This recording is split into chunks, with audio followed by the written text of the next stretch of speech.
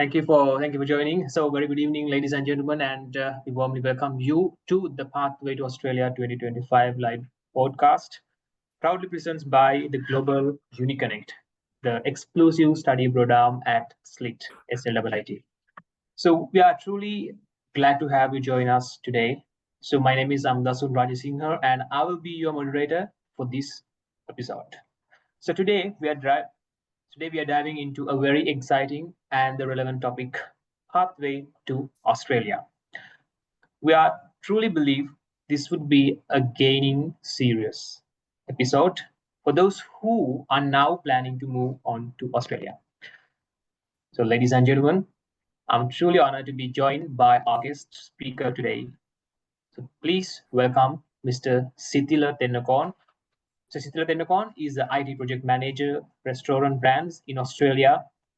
And I want to announce Mr. Sithila 𝐷𝐻𝐿𝐻𝐿 is a proud product. He is an alumni of SLIIT, SLIIT. So please join me in welcoming Mr. Sithila 𝐷𝐻𝐿𝐻𝐿. Thank you. Thanks, Dasun. Thank you for that introduction as well. And I'm deeply excited for joining this session because it gave me the opportunity for reshaping my career as well as gaining these heights. So I would like to, and my motivation was to help any future students as well as give back to the community. That's my whole motivation. And thank you for that. Thank you for giving the opportunity as well. Great. Thank you, Mr. Sithila. So, Mr. Sithila, can you share with us what motivated you to choose Australia as a migration destination? That is the first question I would like to ask from you. Before I start, I think thank you for that question. That's one. So when I migrated to Australia, so I migrated with as a skilled migrant. So before that, I was working in industry in Sri Lanka for like nearly around 8 years, and then afterwards I did the migration back in 2017. So my motivation to move to Australia because mainly I was looking at work-life balance, as well as I believe that in Australia I was working for an Australian company before I migrated. So thought of the amount of effort that we are spending in Sri Lanka, as well as what sort of opportunities that we can get in migrating. And as I mentioned, work-life balance plus education that you can move on to, like higher education. And then at the same time, opportunities, because it's compared to Sri Lanka, Australian IT industry is huge. So better opportunities. So that was my main key points that I chose Australia as my migration destination. Great. So there might be a lot of impressions that push you, that drive you to arrive in Australia as a Sri Lankan IT professional. So what was your first impression when you arrived in Australia, Sri Lankan IT professional? A lot of things, based mainly like the cultural shift and how well organized they are in certain things, and then their work ethics. So and then at the same time, like how the people are really friendly.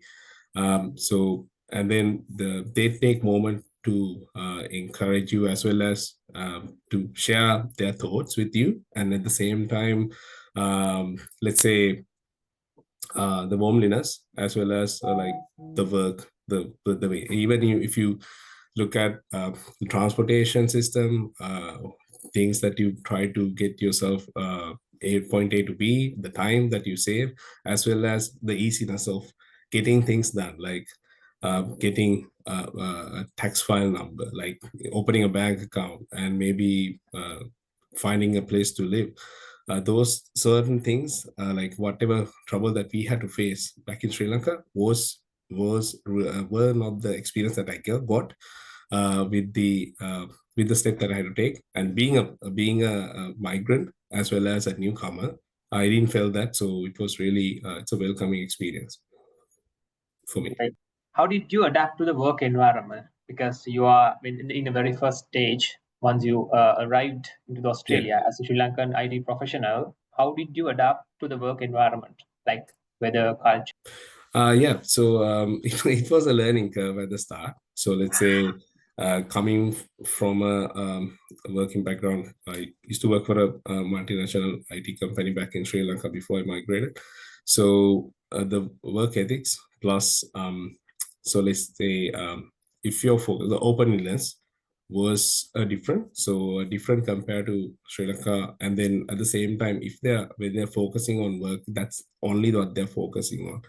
And the organizational shift, because I know in certain organizations that we work, we do multiple work plus like extracurricular activities within the organization. You will have Aurudu, you will have certain events celebrated, but it's not the same in Australia. Like you will have certain things, but mainly when they're working, it will be work related, as well as they don't go around the bush, like spend time unnecessarily in other things. So it was a shift that I had to learn as well as adapt. So that what I felt when I moved, as well as how I changed and how I adapted to the change. Next topic, we are going to talk about the challenges and overcoming them. There are multiple challenges, of course, as in the very first stage, the very first time, anyone who will go to abroad, not only in Australia, to any country, there are a lot of challenges they might have to face. So Yeah. what was some of the biggest challenges that you have been faced as a student? Let's say as a student as well as a new migrant. So let's say because it's a new place and you have to get to know people and you have to build your network connections. Homesickness was the first thing, the main thing, because I used to have a lot of friends, my relatives, my parents, and that homesickness was one thing. And but to overcome that, I used to have daily WhatsApp calls or Zoom calls with my parents, my friends. So that how I actually was able to cope up with. And then there are certain groups, like I reach out to my OBA, All Boys Union, the branch in Sydney, and then connected with my peers as well as past pupils, which was able to like overcome any issues that I had, who I can talk to, and some good friends that I known who used to be in Australia, like when I was migrated. So I contacted them. So based on that, like I was able to make that. And then financial, some issues would be financial challenges as well. So you would need to uh, do things, and you have to make sure that what actually you're spending and how you spend. So you have to properly plan. Like back in Sri Lanka, you can gain on someone, or maybe you can talk to your parents, but it's not the same when you move and you are living in a foreign country for the first time. So these previous steps that I mentioned would help me a lot when I coping up with this shift. How can I find that as you mentioned, Mr. Sithila, in the call, that you have chat, you have created, you have joined with the WhatsApp groups and other communities who are in like the Sri Lankans, as well as other communities who are in there. So how our Sri Lankan students can get that opportunity? It is possible for our students who had planned to move to Australia.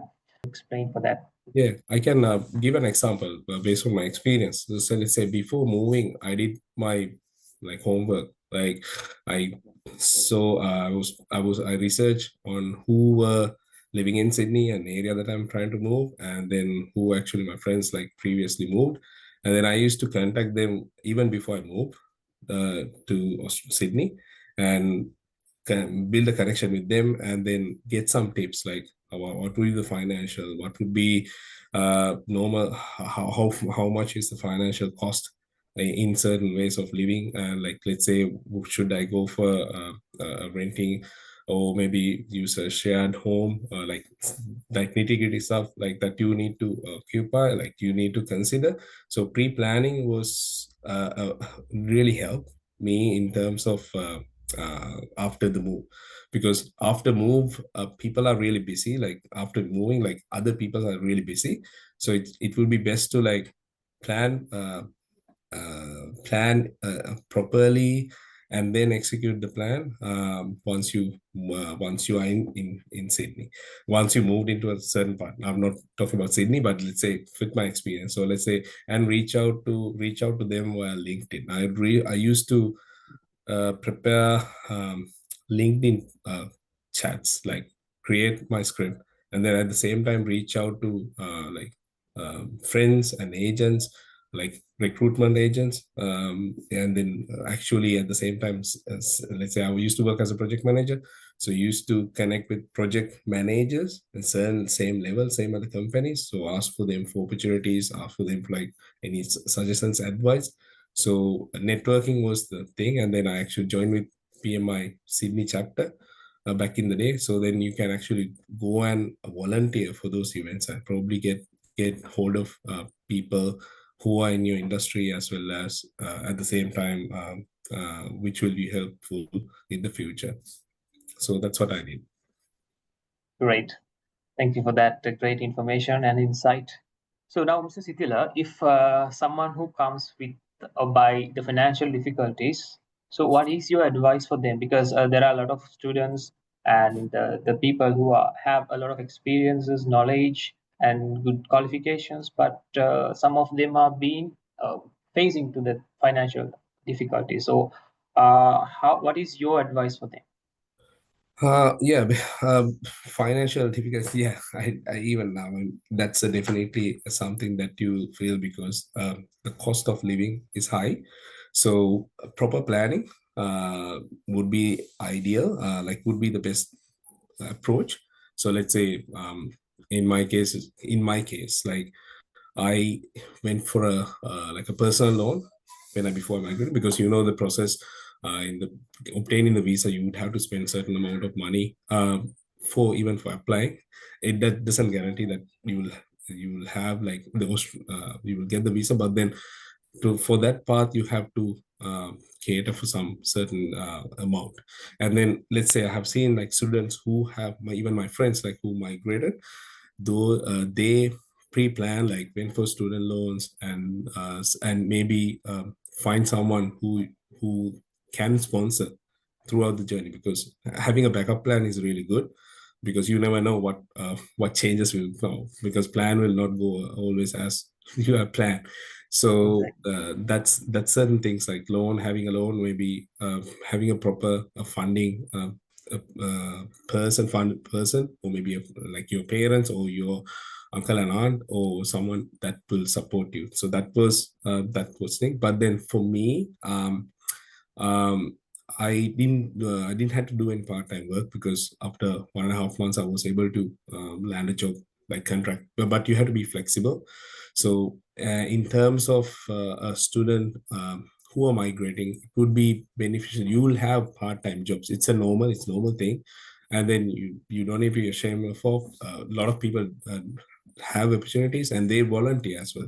Some do volunteer for bigger companies. You can go and volunteer for certain hours, certain days, which can be included into your profile as well, which is good. So you build the, the connections. So proper budgeting, as well as only spend what you really want, and thinking of where do you want to live, where do you want to work, is actually good as well, because transportation um, cost a lot, public transportation. And then if you plan, example, you plan to stay close to the city, or maybe close to a train station, just an example, you can save a lot, because you don't need to go for taxis, because you don't have you only have Uber or taxi here, like apart from public transportation, which is very costly. So you can uh, take it out and prioritize what you spend, and you can manage your finance. So when it comes to the visa and residency insights, Mhm. right? So there are a lot of things that our students who had planned to migrate wanted to clarify. So could you walk us through your student visa journey and what students should be cautious about that? Yeah, many things like, let's say I migrated as a skill migrant, so visa 190 visa. So, but then at that time you have to. So let's say there are certain uh, occupations that you will get the visa from, like you can obtain the visa in your career path. So you have to plan. And then you have structure what you're currently doing, because like I did, I looked for an Australian company. I might change my job, move from one role to another, and was working in an Australian company before I came in. So I was able to get some cultural understanding, like how the clients, how the management would work. So that's what I did. And then and as a student, what you should do is, like, once you move in and whatever you do, you have to make sure that anything that you study, or as well as your experience, let's say it could be a part-time experience, or if you're volunteering, then it actually adds points to your existing visa changes. So let's say you're moving from a student visa to a PR, but make sure that whatever you are taking and your time spent on a particular gaining experience is would be added as an advantage, or like add points to your final goal of, like, obtaining PR, or a permanent residency or citizenship. So that's what need to go. And then cautious about the working hours in some cases. So like, how do you work, and then what sort of things that you spend, because you will be tracked, certainly, because whatever you work, you get a certain amount of hours to work, and that need to be tracked as well. That will be tracked because you will have a ATO tax file number, so it will be, everything will be tracked. So then you have to make sure that you are staying within the guidelines. Hope I Right. answered the question. Yes, exactly. You point to the answer. You point to the question. Appreciate. So, Mr. Sithila, this question is what most of our students, Mhm. right? They wanted to ask and clarify before they start the application process. I believe you might think what this question should be. PR pathway to Australia, Mhm. right? So, at what point did you start considering permanent residency, or else we call it PR pathway, and what steps did you take to that? Okay, so let's say PR pathway. I can answer in two ways. Let's say with from my side, I went for PR when I was in Sri Lanka. So as you know, I applied for PR when I was in Sri Lanka, when I was working, and started my journey. And then I thought of like work-life balance, and then thought, okay, I should migrate um, for my future career development, as well as other things. I would need to help my parents, so that those were consideration. But looking at as students, but so let's say you start your own journey of studying higher education, completing, but you as soon as you completing, I, you should work um, and focus on obtaining the PR. Let's say the number of years that you have to study or stay in Australia, or and then the some of the certain criteria that you need to match to obtain the PR. So let's say certain experience in that field after you study. So you have to obtain that to gain apply for PR, like apply and then be eligible. So those things is valid, as well as don't shouldn't wait. Like you can say, oh, I'm still in the student, I'll be studying something else, and we'll continue. But that should not be the case. You should properly plan. Are there any common mistakes that students Mhm. are usually make when they're applying for their visas or PR pathways? And are there any guidance that you can give for them to avoid that mistakes in near future? Mhm. Okay.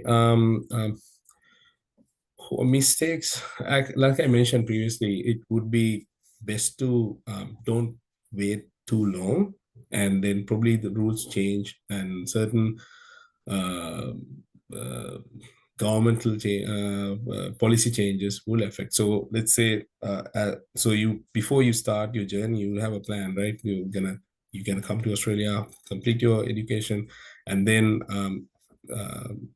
extend the stay by and apply for PR. So you would need to get the local experience, right?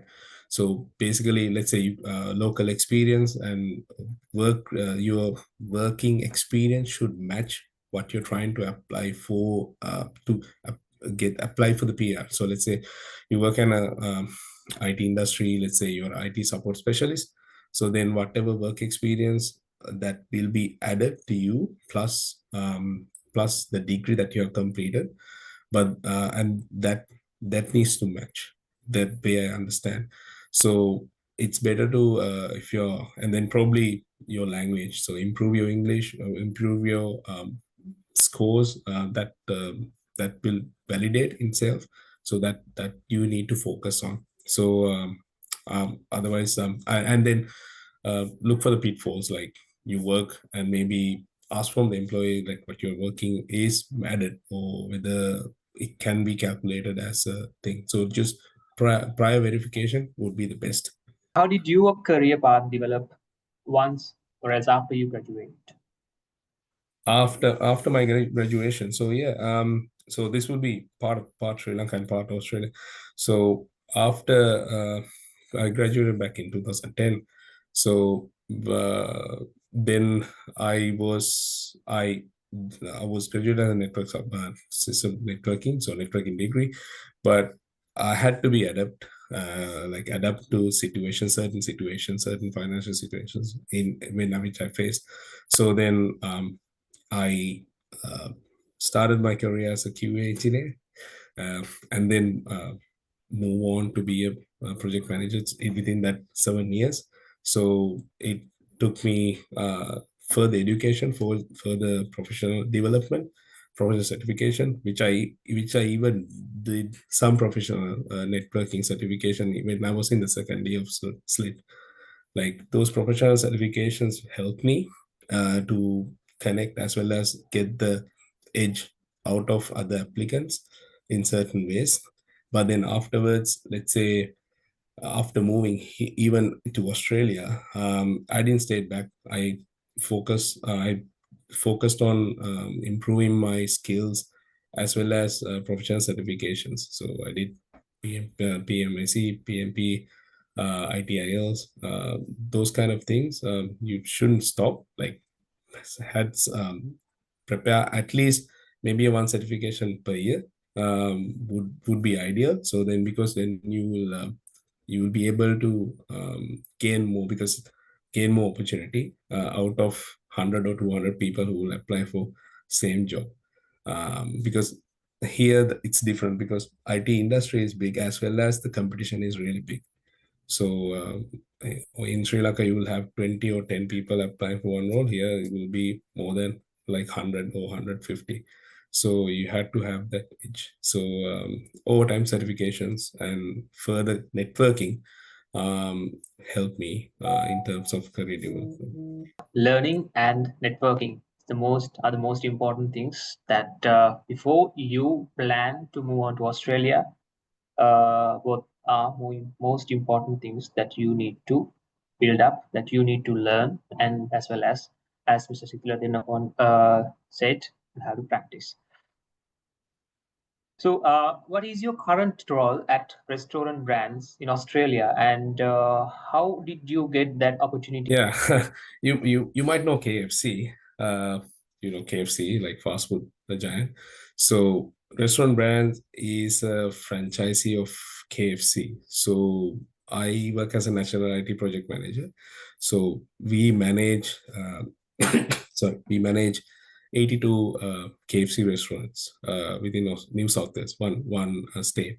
So I look after the infrastructure and the digital side of it. So let's say if you're opening a new restaurant, what sort of IT infrastructure that needs to be supported, as well as renovations and new enhancements, like what sort of restaurant new technologies that thrown to us by the franchisor, we have to take part of it and do that, because it's a now I started as QA. Now I'm actually looking at network infrastructure projects, which is a real even new thing, because within these 3 years I had to learn, and even the construction project. So it's a new thing. So that's why I said you have to be adaptable, adapt to the situation, and then deliver by using critical thinking is the best.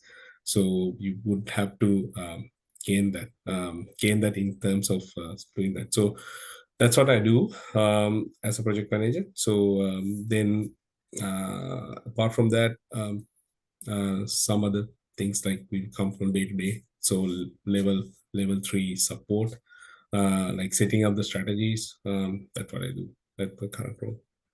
Just Sithila.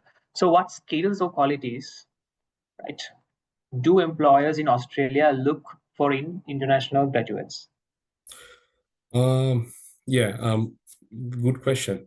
You have to be good in communication, and communication skills is one. And then what there's a buzzword, like thing that you get thrown at every time, like are you a good cultural fit? So let's say because it's a multicultural environment, so you have certain people in your team, and even within the organization, they will be looking at a person who can work with. It doesn't has to be always like you have the brains, like you have the brains you have to have, but then how you can come do a task and then be independent, as well as work with the team, and then how you gel with the team, how you can gel in terms of getting things done. So and uh, as I mentioned, the soft skills as well would matter, and those are the things that they will looking at. And one thing I forgot to mention previously, like the current role, that how I got it. As I mentioned, when I moved here, I was flexible.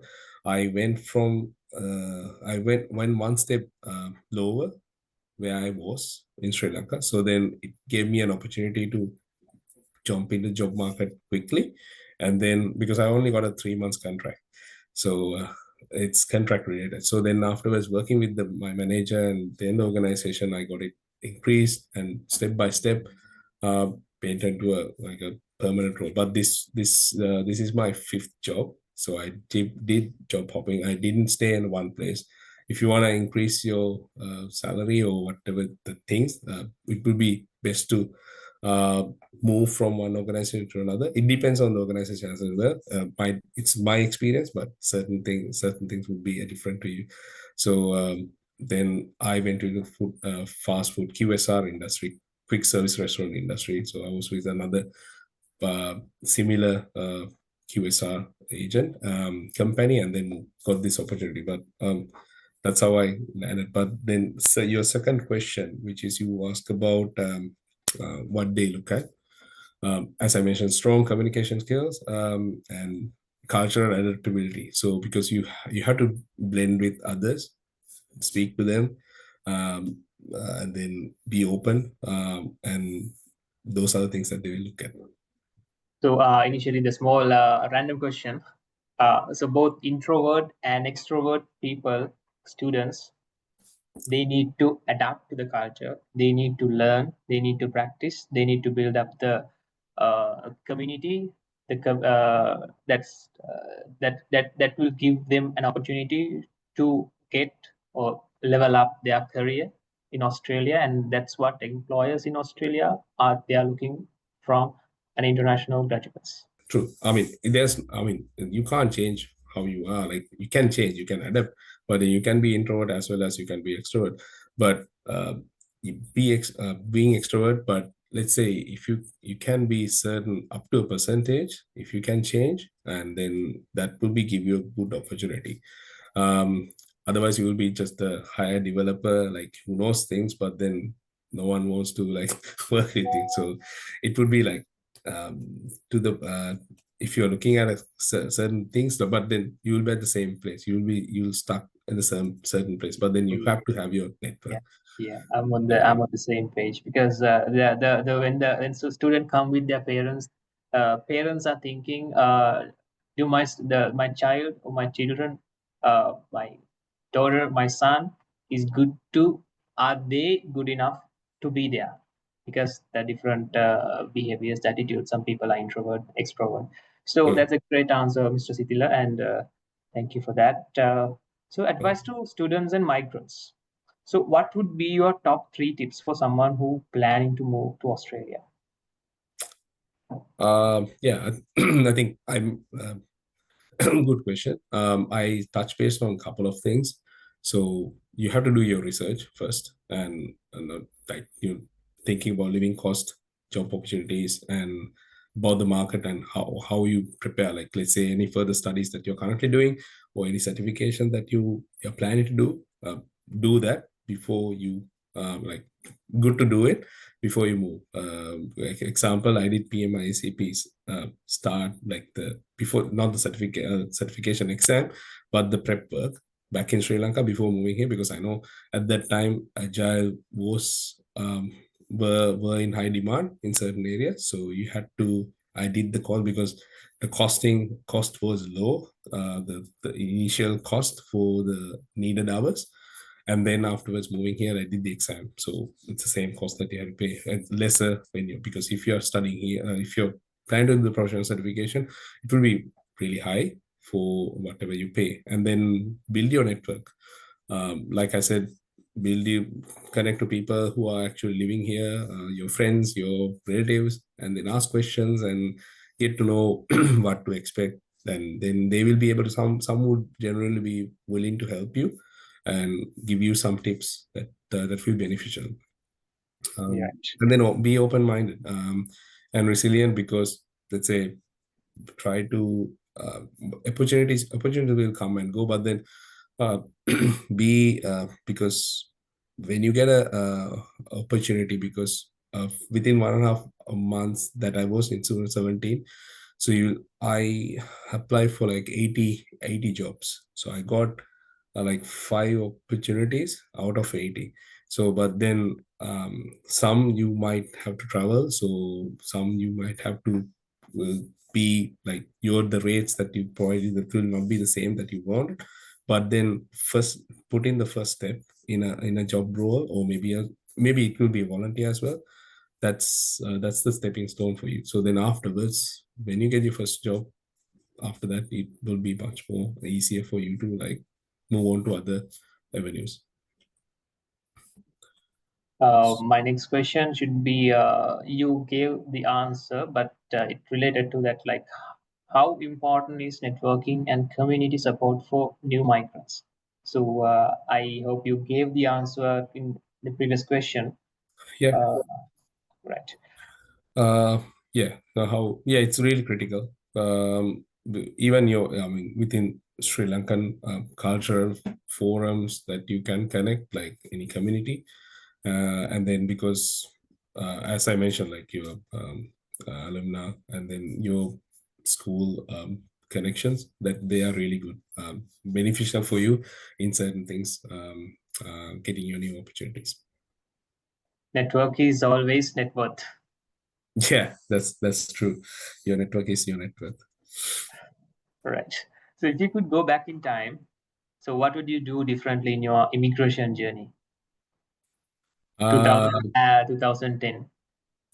2010. First thing, like um, there's a fine line, because you would have to have experience.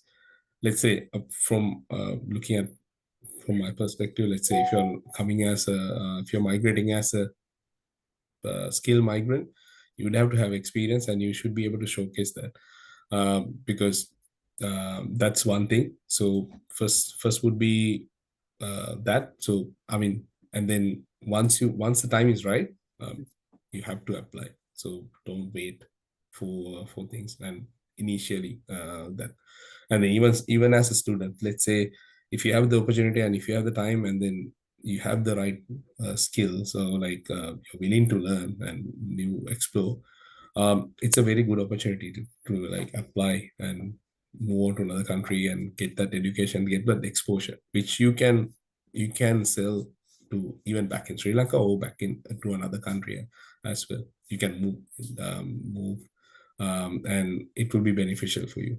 Last two questions would be more interactive questions. So, what questions should students ask themselves before they deciding to study abroad? Yes. So one thing would be, can you manage? We should ask, like, first thing is, like, can you manage the things that you would have to do when you're in abroad as a student? So let's say you would have to you have to take yourself, and then probably if you're coming from a background where you were helped entirely by your parents, you were going to classes with them, and then probably how are you able to live alone, and then are you disciplined enough to carry certain tasks, plus are you disciplined enough to, you have an end goal, whether you should be disciplined enough to reach that. So first one thing is that, and then at the same time, are you able to adapt, like are you willing to explore new culture and explore certain ways of living. That's, you would have to think, and then you do, what's your financial plan, like what's your financial capability, so that you need to plan out, let's say, whether you're, like I said, whether you're going for a loan, whether you're going funded internally with your parents or relatives. So, and then let's say some students, they migrate, and then while they're studying, they do part-time jobs, and whether, and then certain amount of is being covered by that, and then whether are you willing to do that. So are you capable of doing it? That's what you have to think, and some things to consider before moving. So, how can attendees reach out to you? Exactly, I believe that they need to get some more information. They may have after the session. Once we wind up the session, they might have a lot of questions to ask. So, are there any possible way that they can reach out to you to get some continuation advices to achieve their um, uh, study abroad journey in Australia? Yeah, certainly. I mean, the whole idea was connecting with SLIIT back. I want to give back to the community. So to, like, students, I know how the students feel, and how when we're studying, what the challenges are, and coming from that, I would like to help them. So like, mentor them, as well as provide my support, anything that I can do. They can reach out to me via LinkedIn.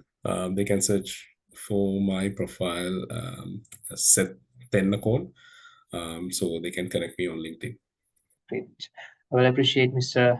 Sithila 𝐷𝐿𝐴𝐴 for that great the episode, which we could be able to conduct with you, and especially for that great and valuable time that you have spent with us.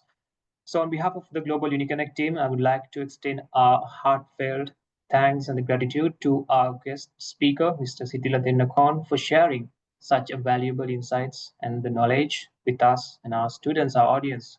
So, your time and the contribution are truly appreciated, Mr. Sithila 𝐷𝐿𝐴𝐴. A big thank goes to everyone in the audience for joining us and staying engaged throughout this session. Your presence made this journey an event meaningful and a successful one. So we look forward to having with you again for future sessions. Until then, have a great evening to you all.